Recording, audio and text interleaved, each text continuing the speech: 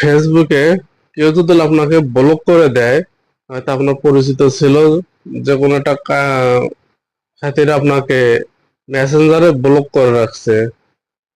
তো সেক্ষেত্রে আপনি তার সাথে কিভাবে কন্টাক্ট করবেন? আপনাকে মেসেঞ্জারে ব্লক দিলে তো আপনি আর তার সাথে যোগাযোগ করতে পারবেন না। তো সেক্ষেত্রে আপনি তার এই যে আইডিতে ঢুকবেন, ঢোকার পরে এই যেখানে থ্রি ডট এই চিহ্ন দেখতে পাচ্ছেন, এখানে ক্লিক করলেন। ক্লিক করার পরে উপরে দেখতে পাচ্ছেন এটা এই আইডিটাতে নাই। আমি এখন অন্য একটা আইডিতে ব্যাগে আসলাম। ব্যাগে আসার পরে দেখি অন্য একটা আমার ফ্রেন্ড, এই যে এই আইডিতে প্রবেশ করলাম। এখানে এই যে থ্রি ডট চিহ্ন দেখতে পাচ্ছেন, এখানে ক্লিক করলাম।